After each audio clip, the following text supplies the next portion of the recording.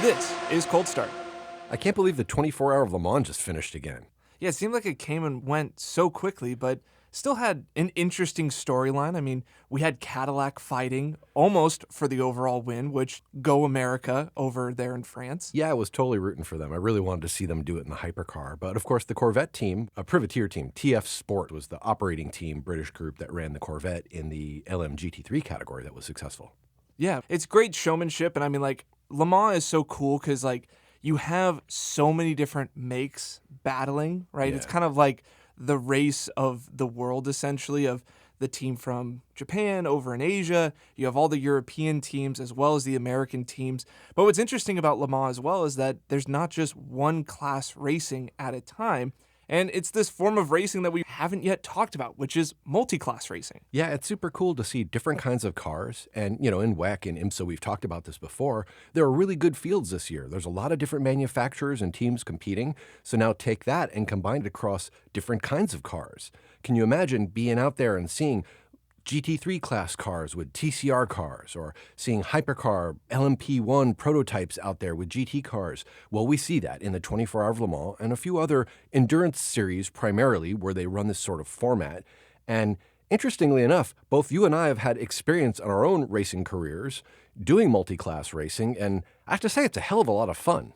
Right, there's multiple races going on at the same time on the track. And there's different forms of multi-class racing, which we'll get into, and kind of those different categories and different types of racing as well. I mean, predominantly you see it in endurance racing as kind of like the forefront of multi-class racing, but that's not always the case. And some of the experience we've had is being involved in sprint races, which they would say is, a race that's only 30 minutes or so, 30 to 50 minutes, where you don't have to change drivers, but still being in a multi-class environment. And I think it'd be fun to go into what is that mindset like of being on track with not only competing with other cars that you're racing for the podium against, but then trying to deal with essentially traffic, which not the traffic you experience out on the highways, but traffic on the racetrack. And how does that mix the racing up? The difference in speed and aerodynamics and grip and just the qualities of the ways the different cars put down their power, how they handle cornering versus straightaways, that dynamics among them makes it so exciting to see them mixing it up and competing together. And, you get in one of those races where they sort of establish it's a processional. There's the guy in front, and there's a pad, and then you have the second person, and it just remains like a parade the whole race, and it's not exciting to watch. And the only opportunity for any excitement there is maybe the lead cars will lap some back markers, and it'll introduce some variability into the difficulty of passing and the amount of traffic that there is on the track and things like that, such that seeing those wraparound, if you will, the lead catching the tail, makes it interesting. And inherently in multi-class racing, you have cars that are different speeds, and over the similar racetrack with even more cars generally out there, there's a lot more mixing it up and crossing of paths. Yeah, absolutely. I mean, when I was racing in Spec E30 with NASA, we would race on track at the same time as another class of cars. And that was honestly one of my favorite parts of the races, is whenever we would start to catch the back markers of the other class. And, you would have to completely change your mindset of not only now am I racing the individual I'm racing against for position, but I also need to be judging this new variable element in front of us. And so with Spec E30, we got to race with the Spec Miata guys and gals. And the cool thing is that Spec E30s and Spec Miatas, for the most part, would do similar lap times. So yeah, I'd say those are pretty evenly matched. Yeah, the Miatas were maybe a little bit better at handling than the E30s. The E30s had a little bit more straight line speed than the Miatas. So they had their strengths and weaknesses that were different than one another. But during the races, all of the fast Miata guys and gals would catch the back end of Spec E30, and all the fast Spec E30 drivers would catch the back end of Miata. So it was funny because in the paddock, there would always be this kind of like, not like strengthy grudge, but like, shake your fist at the other group because they would get in your way, right? But each and every one of us were getting in each other's ways for the most part. It's by design, right? We expect the cars to get in each other's way. That's part of the point of this. That makes it exciting. It makes it unpredictable. That's why we watch racing. If we knew exactly who was going to win before the race and that was a de facto fait accompli, like that's automatically who wins, you wouldn't bother tuning in. Totally. And I really prided myself in being really good with traffic. And I really enjoyed that form of racing because it was so strategic. And yes, there is strategy and mindset involved in racing another individual and setting up a pass.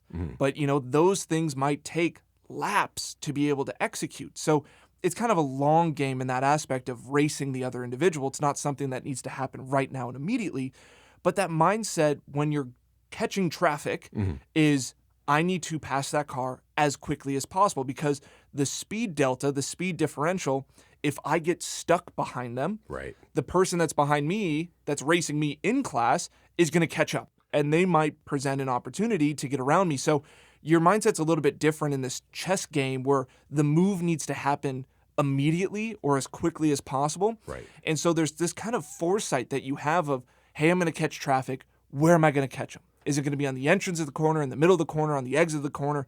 Is there something that I can do to deviate my line or my entry or my speeds to catch them at an optimal time? Yeah, it really increases the strategic aspect of driving, and it elevates that sort of multi-dimensional chess game that we're playing out there, high-speed chess, right? Where you really have to be thinking in advance of knowing the cars that you're approaching. Are they your class or are they the other class? Are you faster than them or are they faster than you?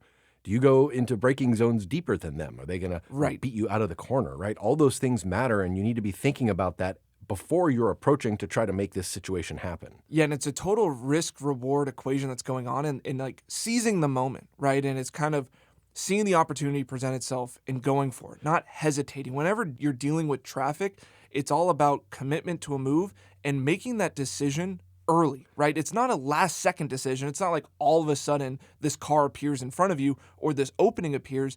You're thinking about it preemptively before you get there. I think something lost on people who don't have a lot of experience racing is to realize how little reaction there really is.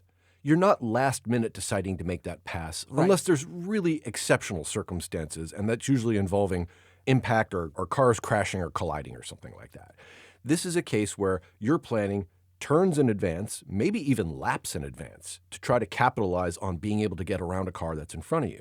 And it's very motivating when you're the driver to be in this situation when you're stuck behind somebody that you know you're faster than.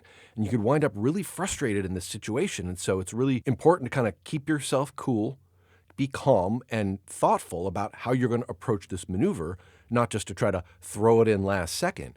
And it gets so frustrating. You get stuck there. You kind of wind up reliving that experience that we just learned about in NASCAR with K-Mag behind Noah Gragson, stuck behind his Mustang trying to make a pass, and the guy's like moving under braking, and I guess that's allowed, and K-Mag wasn't used to it, and it's like, look, just get out of my way, I'm faster than you. And in the multi-class racing, you have the same kind of dynamics where you're going to get stuck behind somebody. They know you're faster than them, you know you're faster than them, but they don't have to be polite. They don't have to do anything to let you around. You got to get around them. See, and I think like within multi-class racing, that sort of attitude is even heightened, where it's like, hey, I'm in a different class. Say I'm the class leader, right? That's the assumption, is that you're up front fighting for a win and you're coming back through the tail end of the other class of cars. And it's like, hey, y'all are dealing with or battling for 22nd. I'm trying to race for a win. So there's even more of that element of I need to go and you should give me space kind of deal. And if those individuals, especially in club, this is like mainly club racing, where those people in the back of the field, they might be rookies, they might be new, they're trying to figure stuff out. You don't know what their situational awareness is, that they can even see something coming up on them. Yeah, they might have no idea. But as the leader, you're like, I need to get through. Like, I don't want to lose. And as a racer, you don't want to lose, and you don't want to give up any sort of advantage you have to your competitors. And so your mindset is like, you need to let me by. Like, I'm coming up, I'm out of class, you should let me go through. And, for the most part, people, especially in Spec Miata, were very courteous. Like, if you saw an out-of-class car come up, you're like, hey, I should give way. They're going to be quicker. They caught me. That's not my race. Other individuals, unfortunately, would be like, oh, I'm going to race any car on track. It doesn't matter if they're in my class or not. And what I feel like so many people, especially in the club realm, fail to understand is if you make it difficult for me to get around you, you're going to make both of us slow. There is such a way that you can give way to a car to let them around through a corner that doesn't impede both of your guys' lap times as harshly as if you block or you make a maneuver and it kind of like checks everyone up. It's like, hey, let's make this advantageous to everyone. If you back up your braking zone a little bit, brake a little bit earlier, let me go to the inside and clear you so we don't have to go side by side through the corner, everyone's going to be much happier. And we see this in the pro stuff, right? Right. In the 24 Hours of Le Mans, you don't see prototypes going side by side with GT3 cars into corners. Sometimes you do, but for the most part, like everyone's like, okay, this is happening. There's a faster car coming up. Let me give them room and let them go by because that pass is going to take 0.2 seconds to occur, and then I can get back to my race. There's no reason to add the additional risk with an out-of-class car. Yeah, there's an implicit sort of unspoken but known hierarchy of these cars. Like, these guys are faster than you, or you're faster than them, or you're faster than them under these circumstances, but they're faster than you under these circumstances. And so everybody out there knows those things. Like, we all have them in our mind. Sometimes we don't want to admit them. Like, if there's two cars that seem like they're performing relatively close to each other, then that becomes this battle of like, well, yeah, I'm supposed to be in the faster machinery, so you should let me over. The other car says like, well, I'm in the slower car, and you're the one who has to do the work to make the pass, so you should be going around me.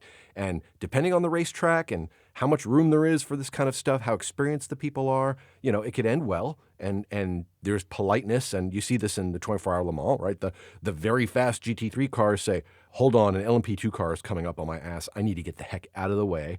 They'll go offline. They'll do those things that we say, it's all up to the passing car to really make the pass. But they realize they're part of this dynamics of all of these people out there together, and they might need to adjust. And making those adjustments is part of this type of racing. Right, and making sacrifices, and it's okay to make sacrifices in multi-class racing to ensure you can make it to the end of the race. Like, I've experienced personally on track of times when, like, I'm coming up on a lapped Spec Miata, and they'll throw a block. They'll cover the inside. And you're like, there's no reason for you to do this. You've now ruined your line. Mm-hmm. You're ruining my line. I've had times where traffic is the deciding factor of me finishing first or second. Mm-hmm. And of course, as a driver, you're so frustrated with the traffic of like, if it wasn't for them, if they wouldn't have positioned their cars in that way, or they would have given it a little bit easier to me, like I could have ended up winning the race.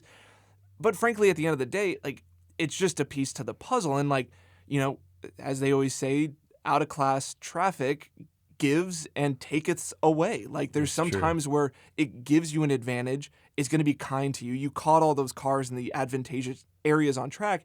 And other times you're going to get hung up by them. You might get stuck behind two Miatas going side by side down the S's at Sonoma. And you're thinking to yourself, guys, come on, let's figure it out. Why don't you just let the other one go through so all of us can be faster? But you got to let people race and have their good time. And it's club racing, so we're all learning these things.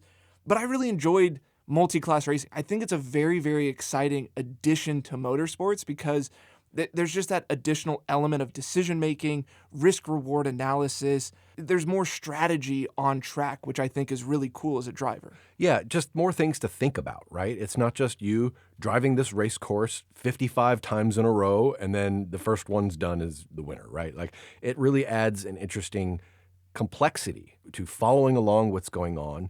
It can be really hard being in person at a multi-class race to discern what exactly is happening, right? This is where having the scoreboard, having the stats, the on-screen stuff goes a long way because there might be 80 cars out on the track. Yeah. And let's say they look different enough that you can identify them as being different classes. Sometimes that's hard to do. Or the classes are mixed such that there's two, for example, LMP2 classes in Le Mans. One is all pros and one's pro-am. So the cars are all the same, but now the only way to distinguish these is probably by a color and their numbers. And they're out on track and they'll see each other. And so if there's not a quick visual for them to realize that's not one of those in my class, you could see where there might be a pretty big differential between the Pro and the LMP2 Pro class and the AM coming up in the LMP2 Pro AM class. So having that awareness is critical, and having a way to sort of identify your out-of-class cars quickly is going to be essential. So with talking about multi-class racing, I mean, I talked about my personal experience of running Spec E30 versus Spec Miata with NASA, but has there been any times that you've been behind the wheel that you've had to deal with a multi-class race? Yeah, well, first off, in club racing, when I was doing F3, this was super low stakes, but we had a couple of younger dudes driving F4 cars that were out there as well. And to their great credit, I mean, one of those dudes is in IndyCar today, so set that aside, but the F4 cars were racing as a class along with the F3 cars, and not infrequently the F4 cars would actually win just because they had so much skill compared to the rest of us. So that was my first experience in, low stakes kind of club racing. Then I started doing testing in anticipation of, entering into a series. And this was the first time I really had an experience where the speed differential of the cars was so dramatic, it was sort of intimidating. And this is when I tested in LMP3 over at Portimao in Portugal in 2019. Uh-huh. And so I go to this track, and I'm just barely able to hang on just to drive a lap of this thing.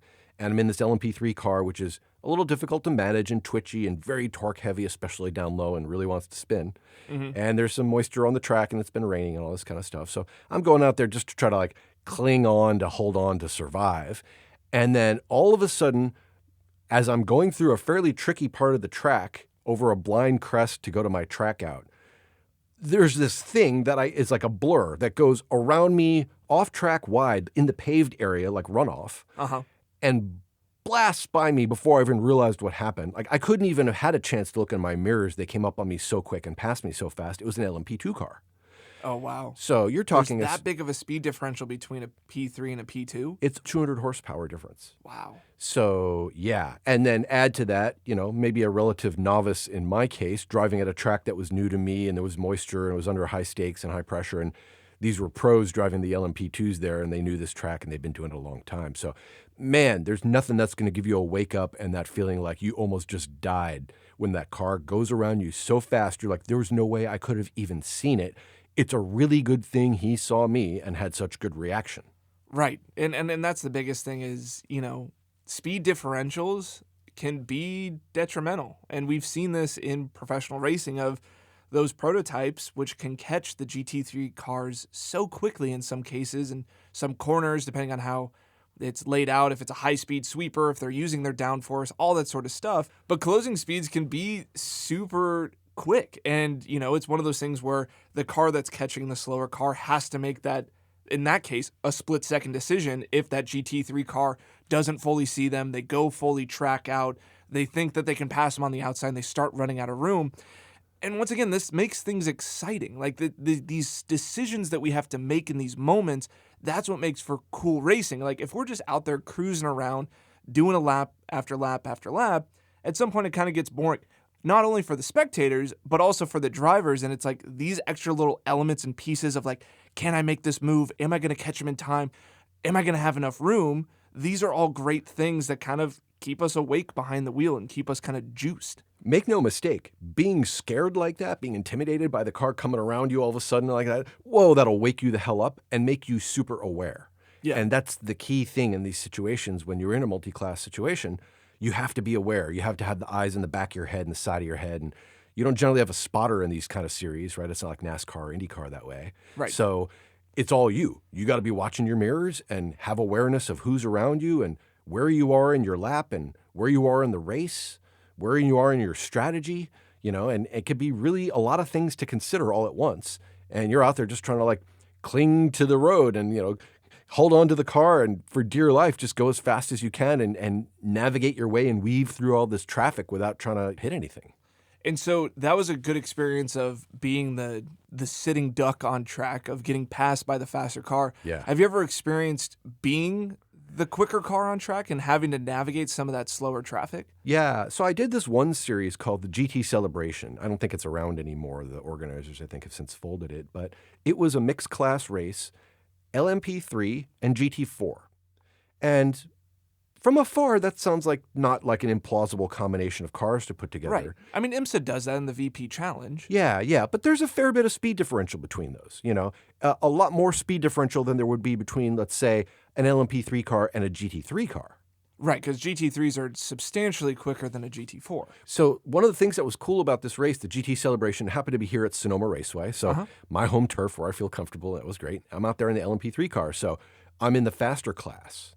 But this is like a loosely organized series. So the classes were very broad. And while there was a prototype class that I was participating in, there was only one other LMP3 car actually driving in that class, and the others were just other kinds of prototypes. And there was a Wolf prototype and a Pro Formula Mazda prototype and a couple other things that, as I heard after the fact, outclassed me by about 150 to 200 horsepower. Oh, wow. And one of the cars was running carbon brakes. That's pretty sick. So, I mean, there was some serious machinery in the field. Yeah, so I was doing the best I could to keep up with my class, which was exciting and fun and made for a really great race. Right. And then contrast this group of GT4s. And you're talking about BMW M4s, Cayman GT4s. I think there were some BMW M2s out there as well. Just trying to remember who else was in the field. But those are the kinds of levels of cars you're talking about. So some of the factory race cars that are made by manufacturers for maybe some of their customer racers and things like that. Yeah. It wasn't TCR cars, but, purely that GT4 class. I'm sure you're familiar with the cars that are out there. So, we start the race, and I don't think it was 2 or 3 laps in before we started catching the back. It was so fast, right? We would get around there, and, the GT4 class was larger than the prototype class, so it took longer for them to roll out, and we caught them pretty quick. And so we were having to weave our way through traffic and dice it up in a way that I've never had that experience at all, really, or at Sonoma, but, okay, with the F3 and the F4 cars, but those were really more similar than anything. We're talking about cars with pretty different power delivery, very different aerodynamics, and extremely different visibility. And that's really important because if you're in one of these LMP3 cars, you can barely see out of the thing. The A-pillar is so big, you can't even see your apex that you'd be coming in at. Okay, granted, you're not supposed to be looking at the apex you're coming up on, but you're just blocked. You don't have a lot of good visibility. Versus a lot of GT4 cars have a pretty open greenhouse. They have good visibility all around. You can see what's happening. So it was sort of incumbent on the GT4 cars as being slower with better visibility to keep aware and on their toes of these faster prototype cars that would be coming around and trying to make their way by. Some of the GT4s were clearly aware of that and driving their mirrors carefully and appropriately, and maybe giving up a little speed to make sure that they would get to the end of the race. But not all the GT4 cars were doing that. And I remember having a few incidents where I was coming around turn 12 at Sonoma is really just a kink. It's not really a turn. Onto the front straight. Onto the straight. And so as I'm coming up onto the front straight, there's this, I think it was an M2 that was up ahead of me. And I'm on the track outside. So there's the pit wall, then there's the closer side of the racetrack and the farther away side of the racetrack that's closer to the drag strip. Okay. So I'm on that side, and the red BMW's right in the middle of the track. So they're getting ready to go into turn 1, but they're track center instead of kind of being over to the side, which would help you maximize your radius. So here I am, and I'm coming up on this car really fast, but there's enough of a window that I could definitely get in between where this car is kind of track center and the K-wall to my right side. So I go through there, and wow, it felt like that was closer than I really wanted. Like I felt like I got really close to that car, but I wasn't sure. Well, afterwards, I went back to watch the footage. Let's just say it's a pass that I would never in my life, in my right mind, try to make that pass if I knew what it looked like beforehand when I saw it after the fact. The car didn't leave any room. In fact, they started tracking out a little bit to the K-wall as I was approaching and kind of pinching me in there that the only place for me to go was into that wall. But I managed to squeak through in just a hurry, and it was one of those moments where, your heart's in your throat, and you're like, oh my God, I almost just crashed. And you made it through, and now you're just focused on the next turn already, right? And you let that go in the back of your mind, and then after the race, you come and you watch the footage, and you're like, oh my God, that guy was an idiot. I can't believe that happened. Well, and it's funny, too, because it's like that's such the racer mindset. In the moment, you're so focused, and you might see something, or you think you see something, and you make a decision based on that. And then when you have the ability to rewatch it and analyze the whole thing, you're like, wow, that's not how I remembered it. And that knowing the information I know now, maybe I would have made a different decision. But the thing is like Sonoma Raceway is such a challenging track for multi-class racing because the car, like the racing line, crosses from one side to the other side of the track so frequently at Sonoma. Yes. Which means there's these points where like cars move from one side to the other side. And if you catch yourself on the wrong side of that car you're trying to overtake and they don't see you, you're getting pushed off the track. There's other tracks, right? Every track is different, that it's way easier to race in a multi-class setting than Sonoma Raceway. And there's so many like catch points, right? Like if you catch a slower car going into the S's, do you dare go on the outside of them through 8A? Right. Hell no, right? Like you don't know what they're thinking about. And being in a car like that, the slower cars, they're already on the limit. And if they see you make a maneuver, it's not like they can make an adjustment to react to you. And so it's this interesting thing in multi-class racing of risk reward and sometimes patience, right? Of, hey, I'm coming up on this car. I know I can overtake them easily. I have the power. I have the speed. I have the cornering ability. But man, like, am I trusting that individual? That's the other piece of the puzzle here is like, do you trust those other drivers in that multi-class setting to have the situational awareness to ensure that that pass can happen safely? And the fact that there are so many cars out there, you might be focused on the car that you're about to pass, while there's 2 or 3 other cars around you you're not even looking at, and they're trying to navigate around you at the same time. Yeah. And so I had another occasion during this same race, the GT Celebration, where I was coming up over turn 3A to go down the hill for the turn 4 right-hander that's there. And I find on my left side another prototype who was kind of mixing it up with one of the GT4 cars. And so we were sort of almost 3 wide coming down from the top of 3A into 4, which I'm not sure I've ever seen before. It seems very hard to do. Yeah, and I was on the inside.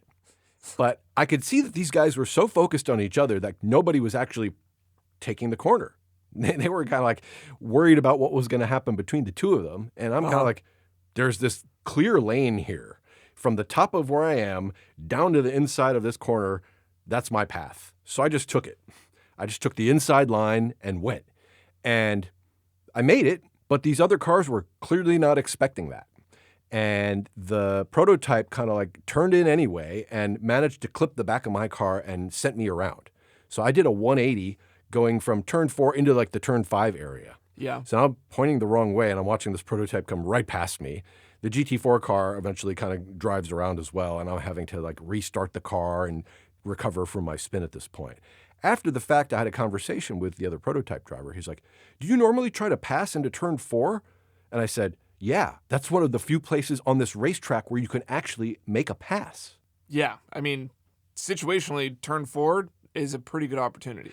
Now, given the dynamics, again, let's rewind after the fact and go back and watch the footage. Yeah, it was a little close call for everybody involved. But nobody made the inherently wrong move other than not adjusting for the traffic that was there. And that's the thing about multi-class racing, and I think all of us were fairly inexperienced in that, although I think I had a little bit more experience than 1 or 2 of the other people there. They weren't adjusting their approach to the lap based on the fact that there's different cars doing different things around them. They were driving like they were all that kind of car. Everybody's going to drive like me. People are going to follow the same line. They're going to follow the same braking points and all that. And that's just not how it works. Yeah. And once again, that's like another fun piece of multi-class racing. I mean, on one hand, it can be frustrating that it forces you to have to do things that you're normally not used to. But for a driver, that's the other exciting piece where it's like it kind of presents new opportunities that wouldn't be there otherwise. And trying to be creative of, you know, if an opportunity opens up maybe in an area that it normally doesn't, can I seize that opportunity? Is that something that I can identify in the appropriate amount of time to then make the decision to go for the pass? Totally. This reminds me of a great example of multi-class racing that ended up in my benefit, that I didn't get screwed by a Miata, but a Miata actually screwed someone else, and I got to seize that opportunity. It was at Thunderhill, and it was the last lap of the race. And there was a car that was disabled in turn 6. And so there was a yellow flag in that area. And turn 6, that left-hander leads on to kind of the long straightaway with the kink 7, fast 8, and then up the hill into 9. And during this race, I was losing tires. I was in first. I had fallen back to second. Third place was on my bumper. I was just trying to hold them off for one last lap. I knew my tires were like at the end of their life, and I was just like holding on for whatever I could. I just wanted to stay on the podium. And so coming down into 6, I knew that there was going to be yellow there. And so I kind of backed up the speed a little bit to like back up third place right behind me and then get on the throttle early to kind of get out of 6 and get a gap because I knew that they had an advantage on me for the rest of the lap. And once you were past the yellow zone there, it's back to green. And so I kind of got back on throttle, kind of like a restart zone in NASCAR, just trying to jump the person behind me. And so I gained a little bit of a gap there, and I go through 7, and I'm looking up ahead, and I notice that the leader is catching 2 Miatas that are side by side that are going to go through turn 8 side by side. And I'm like, ooh, I start thinking to myself of like, there might be an opportunity that presents itself here going into 9. Right. And so I try to carry as much momentum through 8 as possible. The driver in front of me gets caught up by these 2 Miatas. I come through 8, full head of steam, all the way track out, and then go all the way from the rumble strips hard left all the way down to the grass. And he tries to cover my move because I caught him. He tries to cover my move, but I get to the inside of him before he can get down to the grass. I'm far left at this point. I'm like, and we're 3 wide because he was getting around the Miata, so he was moving left as I was going hard left.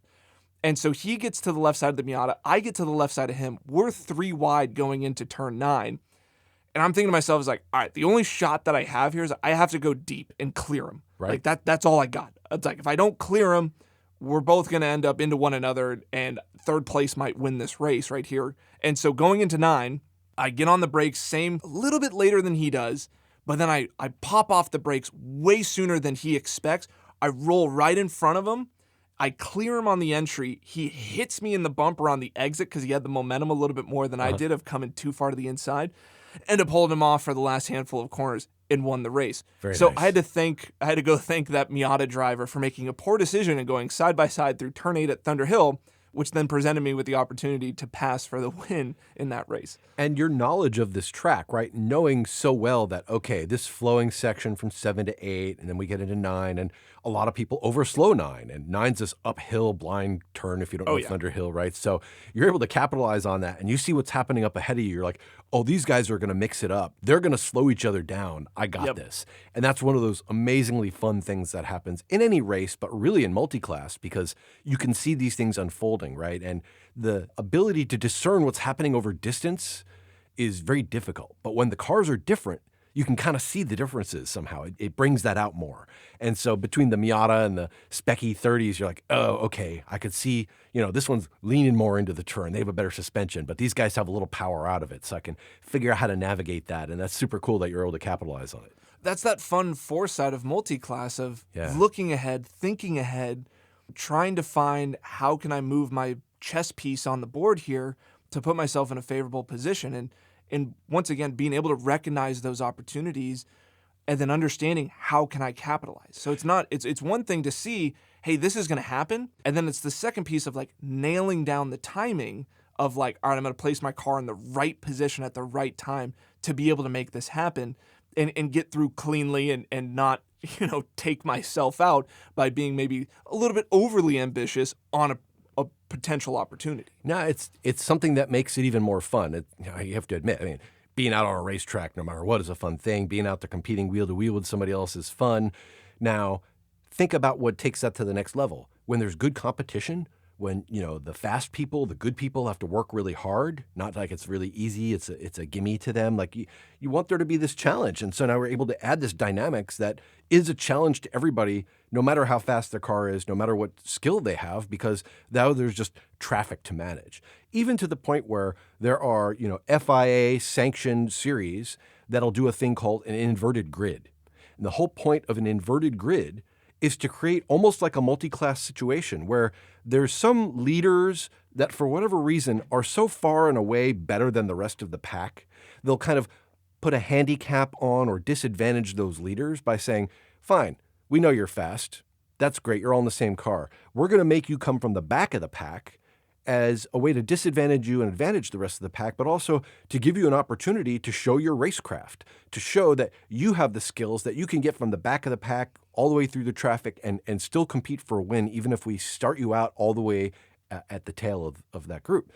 And so it must be fun. It must be something we think is exciting to watch. Otherwise, why would we go through all those machinations to make the first driver the 18th in the grid just to force them through this situation, right? It's something we all want to see. This is part of the dynamics of strong racecraft and having the skill and having that, embodied and having vision and an idea of what's going to happen next. And this idea that the race isn't just turn by turn. It's an overall game plan for what's going to happen over a few hours potentially and multiple drivers or what have you, and how that all works together in a way to make an exciting outcome that we want to watch or we want to be participating in.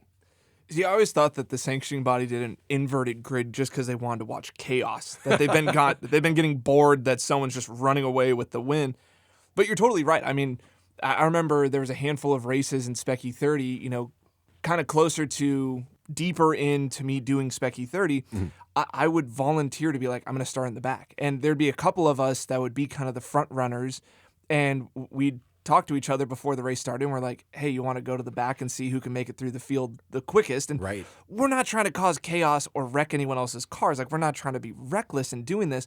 But you're right. It's kind of adding that additional challenge of like, all right, let's race one another and we'll see how far forward into the field we can get. And it's just, for me in racing, that's the enjoyment, is the racecraft side of it. Right. And to be honest, I would prefer to start 8th and finish 3rd than start 1st and finish 2nd. Yeah. And it's also one of those things like you feel like you're going forward, like you're feeling like you're conquering people, but it's the decision-making aspect. It's kind of like the strategy game that goes into how to get around other people, especially those that like you're faster than, but that doesn't necessarily mean it's an easy pass. Racing the sport is all about deltas, right? It's about what's the difference between first and second place. Did you advance? Did you get faster this lap? What did the lap timer say? Was it plus or minus this lap? Was it red or green? Yeah. Right? We're watching these people out there. It's the same exact thing. We're looking at that dynamic, right? We're trying to figure out, how do we navigate among these things? How do we gauge one another compared to each other, right? And it just makes for a more exciting outcome when you don't know what's going to happen because nobody has the foreknowledge of how this group of this many people together is likely to unfold over a period of time, versus those sort of processional races like sometimes we see in Formula One or other spec series where we know what the best car is, and they're all good drivers, so the best car is going to win, right? Or plus or minus, that's the outcome. So it is cool to get to see something that's a little different. And once in a while, you see some really unexpected common classing. Like one of the things I've loved to see, something that they've put on here at Sonoma, was this race called Minis versus Mustangs. Oh, yeah. Man, that's fun. You're like, wait a minute, those seem like very differently classed vehicles, but you'd be surprised. Yeah, Mini versus Mustang Challenge. I mean, those cars raced against one another in class in the period. And it's just a fun way to put two cars that are drastically different on track at the same time. But this conversation of multi-class racing, I mean, we're talking about it very fondly and very excitingly of like, yeah, it's super sick. Like, it's a really fun time on track. Multi-class racing is awesome. Well, what are some examples of how you can watch multi-class racing on TV? We talked about 24 Hours on Le Mans, basically endurance series, WEC, IMSA, the Asian Le Mans series, all those sorts of racing groups. Essentially, anyone that does endurance racing that's like more than 3 hours, it's going to be multi-class. And so you're going to have the prototypes, you're going to have the GT cars, you're going to have the P2s, you're going to have all these different groupings within those classes. And I think we're, for the most part, familiar with that sort of multi-class form of racing. But there's other series that also do multi-class in a very different way. And that is, they're all the same cars, but there's different groups. And we see this predominantly in kind of like the feeder spec series of Porsche Carrera Cup, Lamborghini Super Trofeo, Ferrari Challenge. They're all driving the identical car, but they'll be different. There'll be about like 4 different classes of, Pro, Pro-Am, Am, the old people. Right. There's a name for it, but that's usually how it's divided. I think it's Masters. That would probably be the more polite way to say it, yes. Yeah, but I mean, Ferrari Challenge does this, right? Because there's the guys who are the fast, and there's the guys that we want to put out there and make them feel good about racing together. Yeah, and it's like, moving them of like their rank of, hey, these are pro, these are okay, these are rookies, these are intermediate. Like, just like we divide people in HPDE. Yes. Same thing's happening in these series where it's like, hey, we know that this might be your first or second year in racing, and you don't want to be compared directly to the guy that's been racing for 5 years. Right. So we'll divide the classes that way. Yeah, I mean, we don't talk about this quite as much in auto racing these days, but you see a lot of this in the motorcycle world, right? Where they'll have, this is like a 600cc class, and there's a 900cc class, and they're all, again, professional racers out there, but the speed of the bike is different just based on the displacement of the engine. And we know that going in, and they just have different dynamics. And sometimes you'll see in these types of races where there'll be all these cars that kind of look the same, but they're actually different engines, different aero packages. I did a race in Radical Cup where there was a 1500 class, there was a 1340 class, and then there was a pro class for a different platform that was called the SR10. So these were SR3 cars. There was a 1500cc and a 1340cc, and those are obviously different. They're going to drive differently. They have different weight, so there's maybe some unexpected attributes about the 1340 that outclass the 1500 in some ways, and vice versa the other way around. So yeah, you can be out there with cars that are kind of the same and mix it up and break into classes just the same by experience level, by power, by any other arbitrary means. Yeah, and so to continue on this of me enjoying multi-class racing so much, I do a lot of sim racing. So I do iRacing. I have a sim rig at home. And this love for multi-class racing has carried over into the sim. And, Right. within iRacing, there's not a lot of options of multi-class. And it kind of makes sense because, within the lobbies, you want to put everyone in the same car. Like that's easier to do, right? There's not enough people jumping into one online race to be able to divide them up and still have competitive fields. Right. But one of the races that I was enjoying the other week was they just came out with the San Diego street circuit, which NASCAR just raced there a couple weeks ago, but they introduced that in iRacing a week prior to that event. Oh, cool. And it was like the first introduction. And so what they did is they kind of opened it up to a couple classes of NASCAR for this online race in iRacing. And so you could either run the Cup car or the O'Reilly's car, which is the lower ranked car. Right, right. Or And it used to be the Xfinity car. Xfinity used to be the Busch Series, used to be many different sponsors for that series, but it's the lower ranked car. And it was kind of interesting. Like really enjoyed the street circuit. It was really cool. It was a lot of fun. I decided to run the O'Reilly's car because I enjoyed the H pattern better than the sequential. We don't need to get in that story, but I thought it was really interesting of like, oh, this is kind of cool. It's like it's multi-class racing, but with NASCARs on the same track. And it was really enjoyable because it's like, yeah, those Cup cars have way more power on the straightaways, but they might be a little bit trickier of dealing with the bumps and the nuances of the track and things like that. So there was kind of this interesting dynamic between the classes. Of course, everyone was wrecking because no one knew where the hell the track went because it was brand new. Yeah, but I don't know, why doesn't NASCAR do this? I mean, it seems like those cars are comparable enough that they could be out there together and different enough that there makes sense for there to be a class.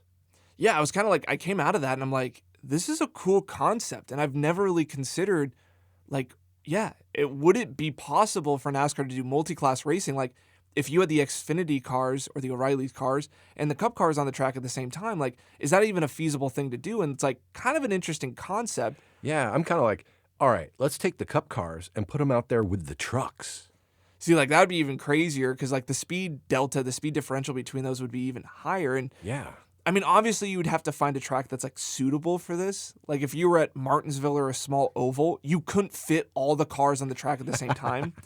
I think there's lobbies on iRacing that do these sorts of things where it's just like complete ridiculousness.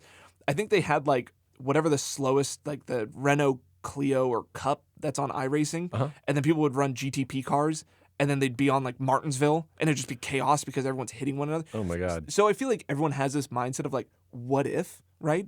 But like for NASCAR, I think it could be feasible on like a road course, right? Where you have much more distance, you have more room on the track. I think you'd start getting into the limitations of like pit road space. Like, can you fit both series on pit lane? Oh, right. Yeah. That seems like a logistics thing that we should be able to solve for, though. There are certain safety things, I've been to track days where they don't allow this, and I've been to track days where they do allow it, but the mixing of open wheel and closed wheel cars, I can't imagine would work really well in a competitive space. Track days, you can manage anything like that, or test days or something. But oh yeah, I would never put an open wheel car with it. I'm just thinking about the different classes you can bring together. I'm like, oh, this would be cool. No, that wouldn't work at all, right? You have to consider the type of machinery and how the things are compatible. Like, you wouldn't put a Formula car out there with a tractor. Right. But like, if you stayed within the individual categories, like NASCAR cars with NASCAR cars. Correct. Even if it was the trucks, right? You have the three ranks. You have the Cup cars, the O'Reillys, and the trucks. Like, any sort of mixture between those three would be pretty interesting. Yeah, how about you put Indy cars out there with some F1 cars? Well, I would go IndyCar with Indy Next. Yeah, of course, but I'm going further than that. Like Indy and Indy Next, F1, F2, F2, F3, those all make sense because they're kind of in the same ladder. Yeah. But I'm like, think outside that even. Like, how far can you go and introduce this difference that adds something that's completely unexpected? Right.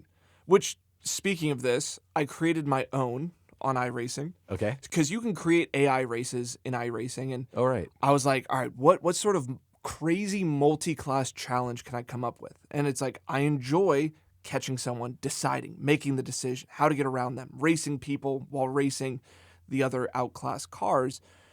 And I came up with this. Of course, you need a track that's small because you want to catch the cars frequently. You want the challenge to be high, right? So okay. Even though that limits the number of cars you can have on track. Well, the AI limits, you can only have 40 cars on track with the AI before it starts like lagging Yeah. and doing stupid stuff like that. And so I was thinking to myself, I was like, I want to catch the slower cars within 2 laps. Like, I don't want to wait. I want to be in traffic almost instantly. Okay. So I picked Lime Rock because Lime Rock is a really, really short track. Yeah. No chicanes, right? Traditional Lime Rock, Yeah. stupid quick. Sub 1 minute lap and fast cars. Yes. Now, I try to keep it somewhat realistic in terms of like these cars could exist at the track during the same weekend, not like F1 car and whatever the slowest car is in iRace. I didn't Right. go that extreme, but I decided to go with the GTP car Okay. because it's already used to multi-class racing to begin with.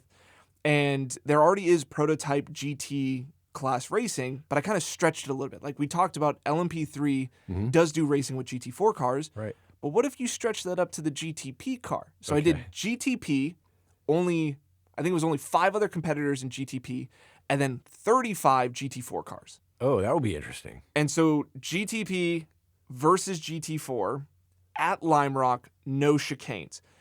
You catch the traffic within, like at the end of lap number 2. Right. You already catch the traffic.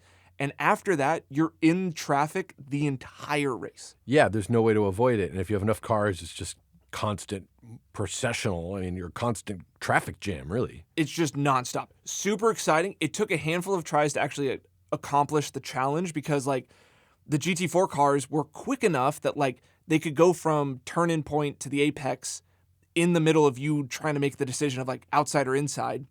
And sometimes they'd make terrible decisions. Sometimes the GT4 cars were wrecking one another. The AIs were getting too aggressive and you'd get into the crash because you couldn't make a decision quick enough Right. to like figure it out. Or that there was one hilarious wreck that I had, which the GT4 cars coming through the final corner at Lime Rock onto the front straightaway, they got into one another on the outside. And so I was like, all right, I'm going to go right towards where pit lane is. As I decided to go right, one of the cars sideways came across the track, smoked me into the pit lane. Oh, no. End of the race.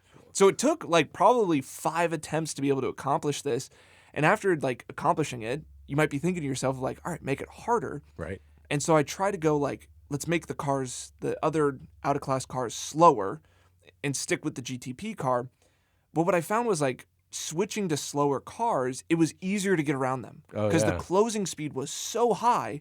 If it was at the turning point, you could blow by it on the inside. If it was at the apex, you're going on the outside. It was easier to make the decisions Right. where just enough speed differential makes those blend zones last a little bit longer of like turn in to apex or apex to track out, where like you had to make these decisions in the moment, which led to more accidents, led to more excitement. So I found it very interesting of like there is such thing of in the virtual world of making things too easy of like if the speed differential is so high, it's pretty clear cut the decisions to make. Yeah, I think to the extent you can create contrast, right? If you can get a very powerful, big, heavy car out there with a less powerful, little, tiny car, right?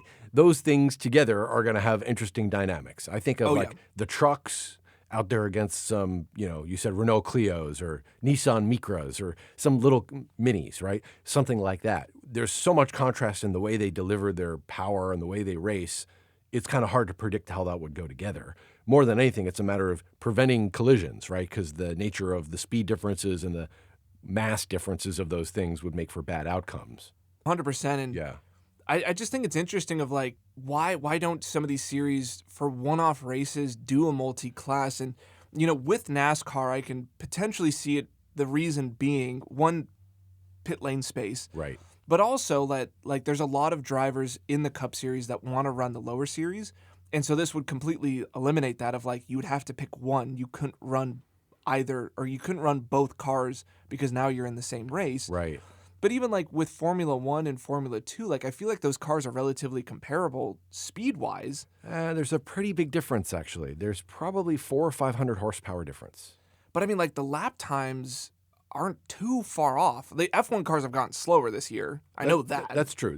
They're not the all-time fastest F1 cars that there have been. That's truth. Right. So I mean like in multi-class racing, there is going to be a speed delta between the cars. So like I feel like F1 and F2, like that could be a viable thing. You couldn't do it at Monaco. I know that for a fact. Yeah. But like there could be some tracks that it could be viable. To compare, just to give you an idea, if we look at something like Barcelona, the Circuit de Catalunya, where we see the Spanish Grand Prix happen every year, where Formula One does all their testing off season and all that.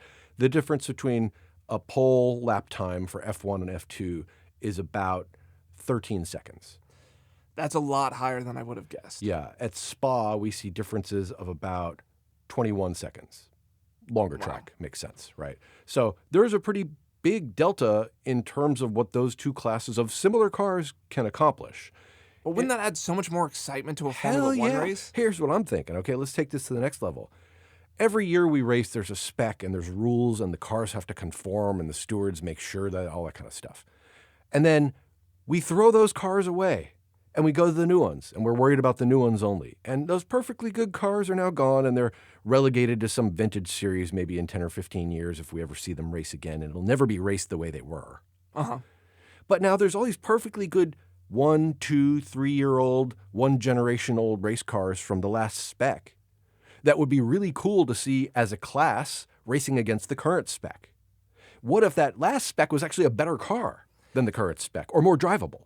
Well, and see, I think that's in F1, that's the dangerous conversation is they don't want to see that the older car is faster than the newer car. Like, that would be detrimental to the series, which we know it's a fact in F1 that the newer car isn't as fast as the old car. So, like, I could see the FIA being like, yeah, we don't want to showcase that. Yeah, but it would make for this evaluation where we could all say, hey, you know what? That was a faster car. We'd rather see it. Let's go back to it. Yeah. But they're never going to do that. We know that, right? There's talk of V8 and all that kind of stuff. But yeah, in a perfect world, we'd say, I want a V10 era Formula One car. I want a V8 era Formula One car. I want a pre-turbo hybrid era car. I want a turbo hybrid car. Go. Race together 4 classes. See, like, that'd be super sick, and I think we'd all love to see that.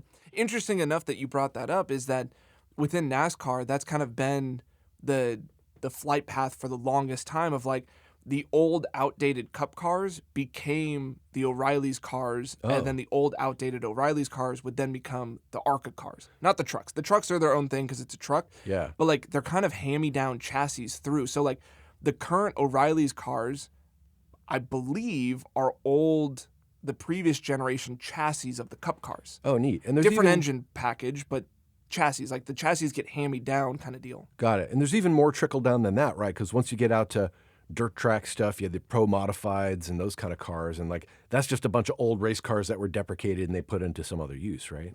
Yeah, that's more like a recycling bin. Yeah, but I mean, hey, they're bringing them back. They're still racing them. Right. And this is like the conversation that we're getting into of like vintage racing, that people just find these like old things and they give them new life or find ways to repurpose them. Because it's so cool to see those cars out there dicing it up together. Like, remember last August in Monterey, and we're standing there in the corkscrew or watching the GTP cars from the old areas come through, and here comes the Silk Cut Jaguar and the 962, and you're like, how come we never got to see these things race together? Well, we weren't around then, but those classes of cars didn't always exist together, so there wasn't the opportunity for it at the time. Right. It's only after the fact that we can do this, but we're saying like, hey, here and now, go back 2 years of IndyCar, 2 years of NASCAR, compare them to current. Let's race those together. Let's see how they do, right? And it could be an opportunity for up-and-comers. It could be those that have just retired from the sport but are still capable and would like to get in an old car or something like that. It'd be fun to see it that way too. No, I think this is a funny hypothetical situation of like, well, what if modern-day series that don't do multi-class adopted a multi-class format? I also liked kind of throwing it back that you were teasing the idea of like F1 versus IndyCar. Like, wouldn't that be fascinating on the track at the same time? Now, this conversation, I think we should save it for a future episode of like these fun, hypothetical, potentially one-off races that we could put together of like, why doesn't someone do this of, you know, maybe going back to my iRacing thing of like GTPs versus GT4s, how crazy would that be? F1 versus IndyCar, how crazy would that be? Yeah. I think we do an episode of just going through of like, what are some crazy one-off racing ideas that we could come up with for like a marquee event to happen maybe once a year or maybe once in our lifetime?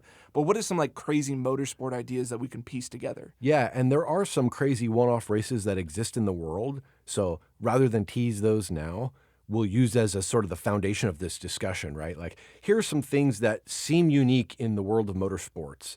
What else can we create that's like that? Because they're cool and we want more of it. Yeah, using those as inspiration of like, there are weird, crazy one-off stuff happening in motorsport, whether people have heard of it or if they're paying attention or not.